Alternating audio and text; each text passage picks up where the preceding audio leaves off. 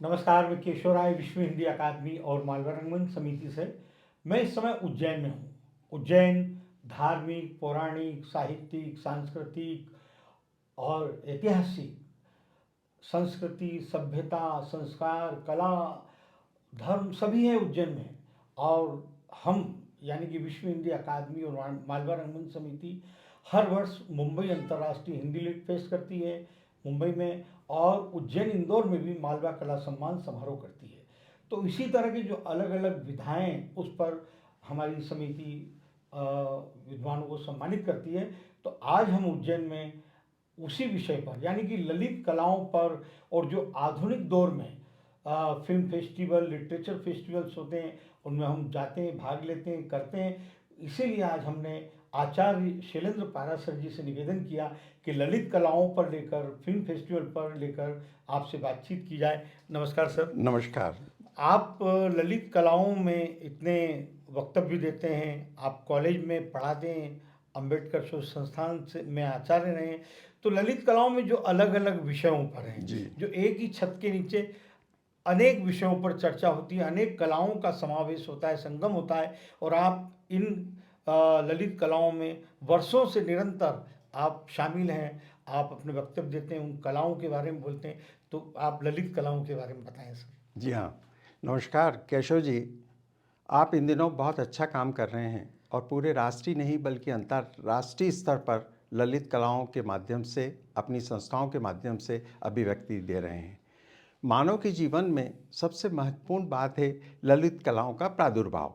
तो ललित कलाओं का जो प्रादुर्भाव है, ये अभिव्यक्ति का प्रादुर्भाव है मनुष्य की। और मनुष्य ने, स्त्री हो या पुरुष, दोनों ने जो जन्म लिया है वो मानव की आंतरिक अनुभूति, प्रकृति, संवाद और जीवन की मूल आवश्यकता के साथ ही हुआ है। ये कोई आकस्मिक घटना नहीं है, बल्कि मनुष्य की चेतना का एक क्रमिक विकास है, जिसमें दार्शनिक, मानवशास्त्री और अनेक आयाम सम्मिलित हैं। और मनुष्य अपने अंदर से अपनी अभिव्यक्तियों को अनेक रूपों में प्रकट करता रहा है। ये वो स्वरूप हैं जिसमें आदमी की आंतरिक चेतना है, उसका भावनात्मक आवेग है, प्रकृति का पूरा समावेश है। जो कुछ मनुष्य ने ललित कलाओं में अभिव्यक्त किया है वो प्रकृति के सानिध्य में किया है। और प्रकृति, नदियों के किनारे ही सारी सभ्यता और संस्कृति का प्रादुर्भाव हुआ है।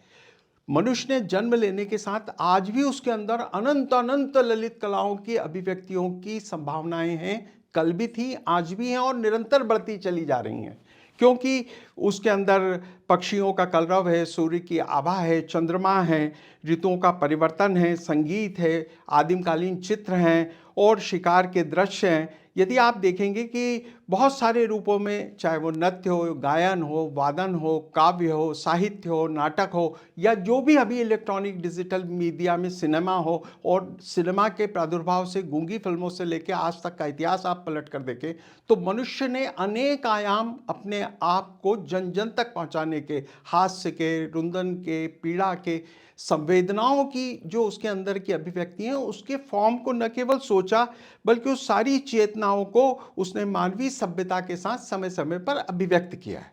और ये जो अभिव्यक्तियां हैं उसकी, ये पुरानी संस्कृतियों में आप देखें कि जब से उसने गुफाओं में या जहाँ से जन्म लिया है तब से निरंतर प्रगति करता रहा है। गुफाओं के अंदर उसने उकेर कर भीमबेटका जैसी और अनेक गुफाओं में चित्रों को उकेरा है, स्वरों को दिया है। प्रकृति के जितने भी आप जानेंगे कि संगीत है, नाट्य विधाएं हैं, सिनेमा हैं, रंगमंच हैं, काव्य है, संस्कृति है, और जो भी ध्वनि को शब्द में बदलकर उसने अपने आप को जो अभिव्यक्त किया है वो ललित कलाओं के माध्यम से किया है। और इसका खास संबंध प्रकृति के साथ रहा है। जैसा मैंने आपसे कहा, जब भी प्रकृति की ऋतुएं आती हैं तो बसंत उत्सव मनते हैं, होलिका उत्सव मनते हैं, नवरात्रि बनती है, गरबाएं मनती है, और आप देख रहे हैं कि मनुष्य को एक आनंद की और अभिव्यक्तियों के माध्यम से, उसे मनोरंजन के माध्यम से जीवन जीने की जो शक्ति है उसमें निरंतर वृद्धि होती रहती है।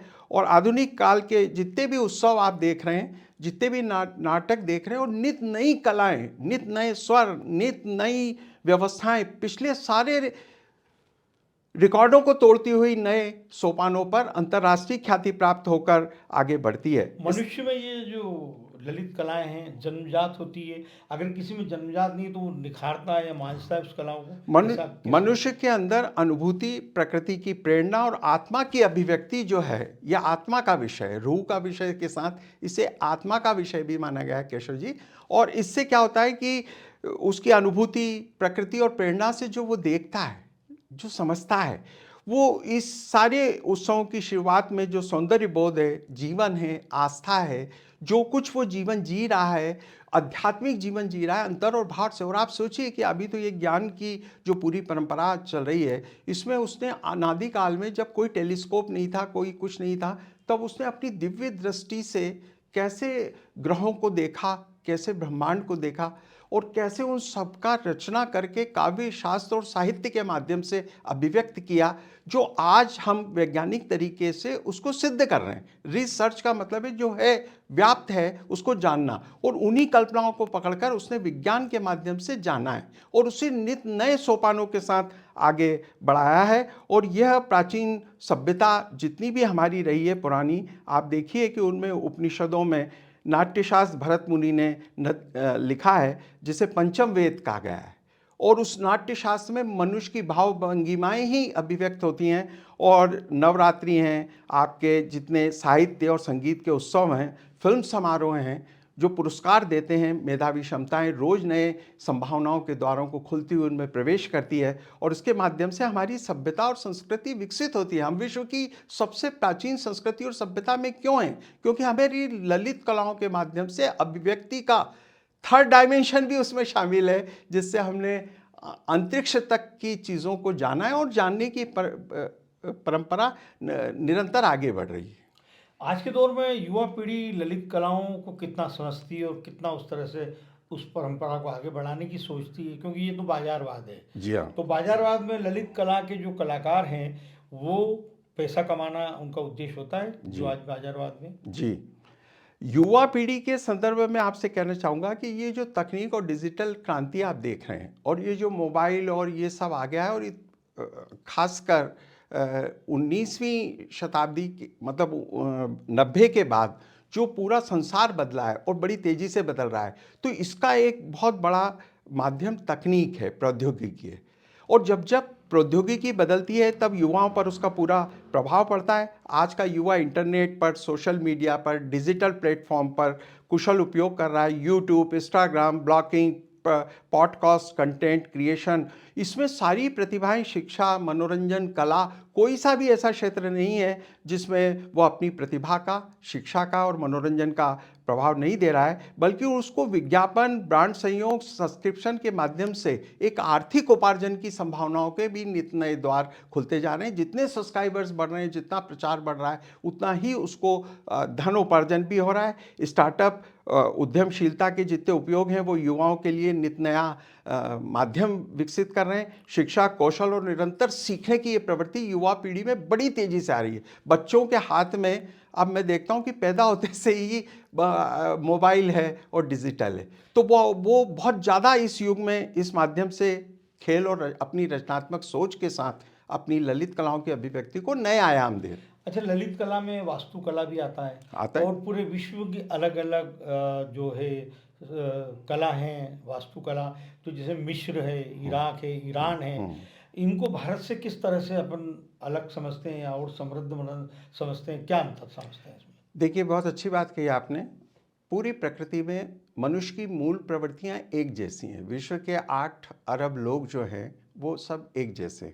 और प्रकृति की एक महत्वपूर्ण बात केशव जी आपको बताना चाहूँगा कि प्रकृति ने हर मनुष्य को उसकी विशिष्टताओं के साथ जन्म दिया है, और कोई भी व्यक्ति दूसरा उसके जैसा पूरे विश्व में नहीं हो सकता। कहीं ना कहीं उसके अंदर है, चाहे वो कितने जुड़वाओं एक जैसे हो।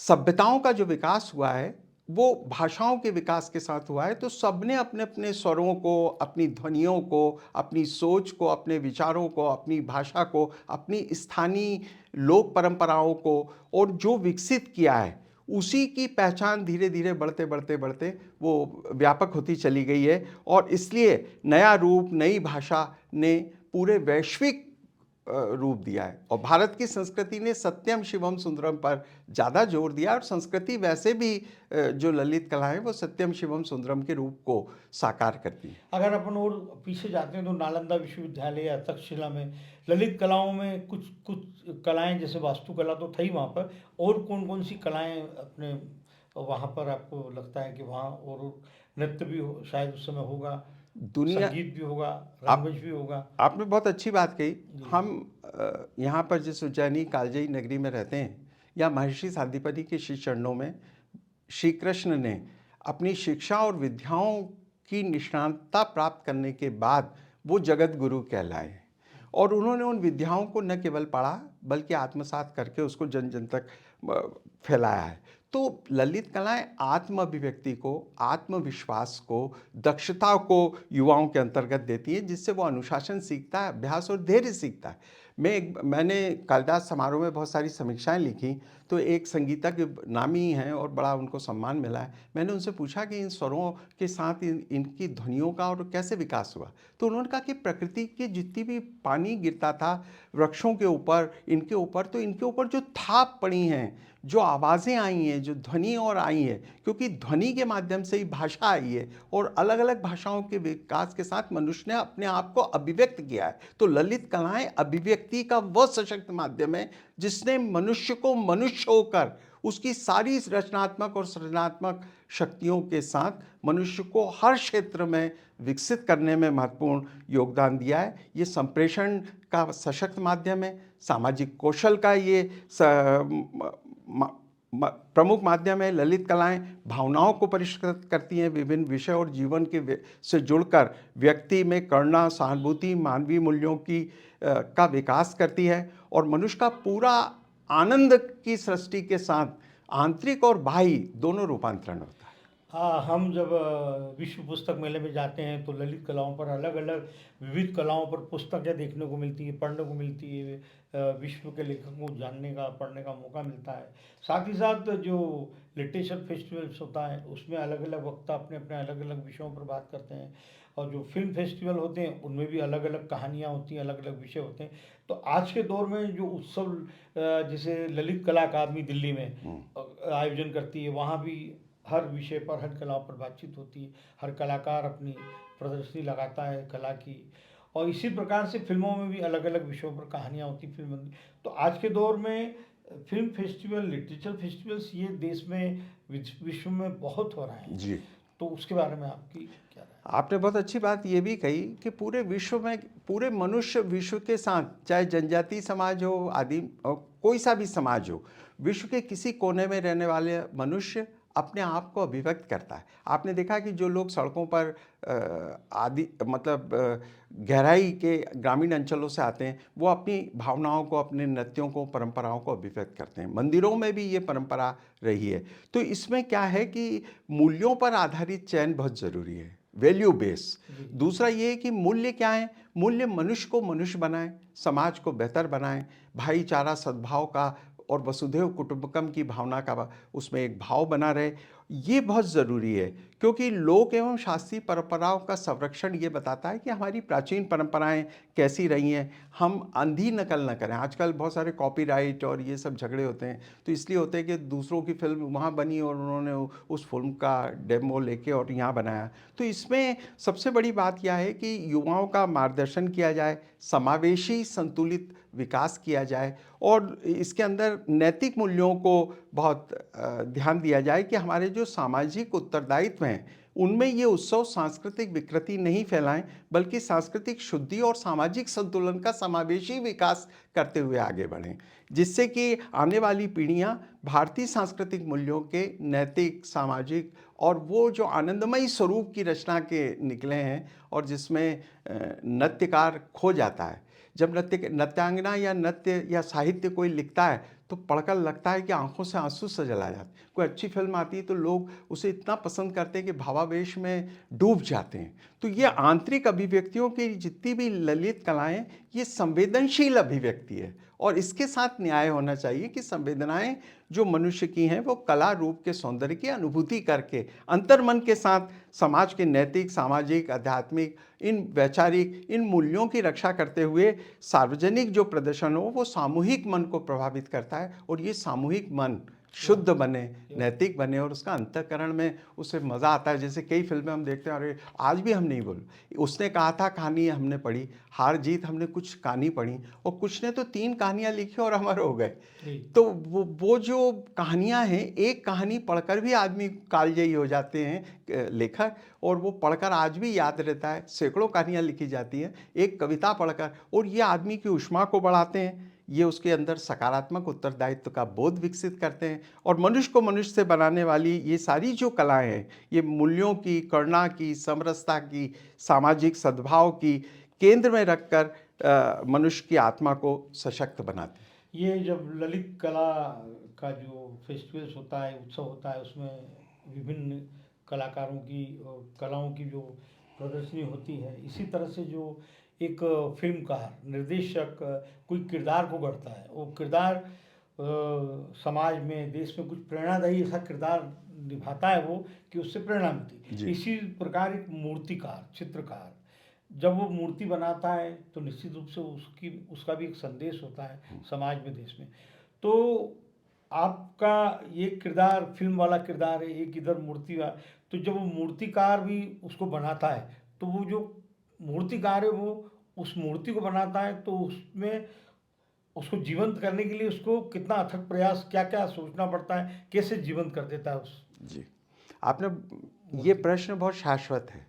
और एक क्लास में एक अबोध बच्चे ने अपने गुरुजी से पूछा कि गुरुजी, ये जो आप मूर्ति बनाते हैं और शिल्प कला का इतने अच्छे स्वरूप हैं, बड़े दूर दूर से आपसे लेने आते हैं और इनमें प्राण प्रतिष्ठा होके ये मंदिर में पूजनीय होती हैं, तो ये मूर्ति कैसे आप बनाते हैं?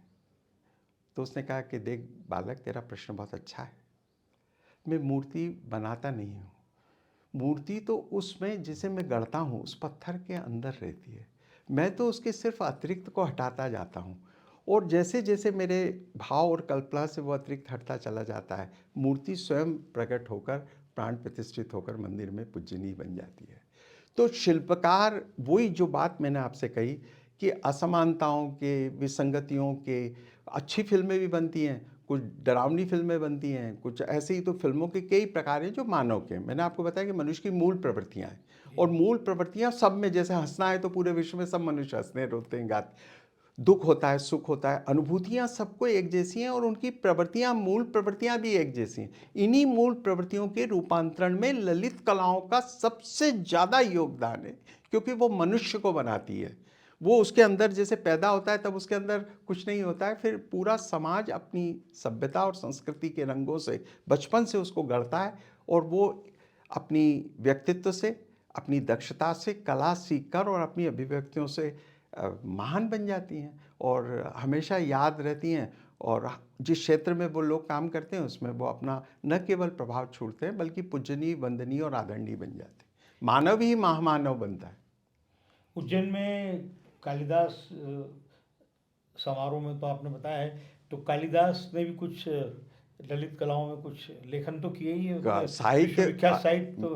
हाँ। आपने बहुत अच्छी बात कही। महाकवि कालिदास का वाङ्मय यदि आप देखें, उनका पूरा साहित्य आपने देखें, तो उन्होंने जिस साहित्य के अंदर बैठकर पूरी यात्रा में, एक मेघदूत में जो शापित मेघदूत की कहानी शापित यक्ष से शुरू होती है, और जो पाती लिखता है वो मेघ के माध्यम से अपनी प्रेमिका तक पहुंचाता है। उसमें आप देखिए कि उन्होंने पूरे आकाश का ट्रेक, भौगोलिक स्तर, उज्जैनी के महाकाल के मंदिर, मालीपुरा, मंदसौर की यहाँ पूरी का वर्णन किया है। उनके ग्रंथों को आप पढ़िए तो ऐसा लगता है कि उनकी कला और लेखन में इतना सारा दिव्य दृष्टि का समावेश और पूरे विश्व का समावेश, और कहाँ से देखा होगा। हम तो बहुत सी नदियों नालों के नाम नहीं जानते, उन्होंने पूरी प्रकृति और उसके ट्रेक को पूरा अपने ग्रंथ में, एक छोटे से ग्रंथ से, और उनके ग्रंथ पढ़ें आप तो उसमें नाटक या आज भी नाटक आज की संस्कृत युवा में और पीढ़ी युवा पीढ़ी पसंद करती है, क्योंकि उसमें करुणा है, उसके अंदर जो भी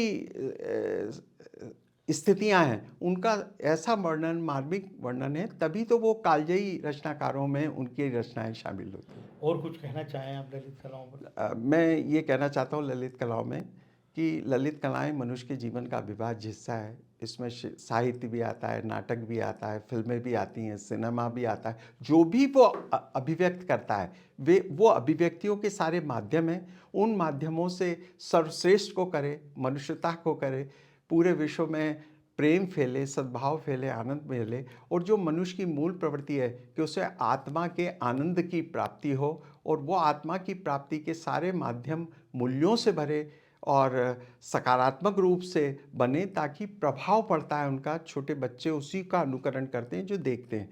तो एक ऐसी संस्कृति के निर्माण में ललित कलाएं अपना सदैव योगदान देती रही हैं और देती रहेंगी कि अच्छे से अच्छा और बेहतर से बेहतर मनुष्य बने, इंसान बने, और वो पूरे विश्व में हम सब शांति, सद्भाव और प्रेम से रह सकें। नमस्कार। नमस्कार।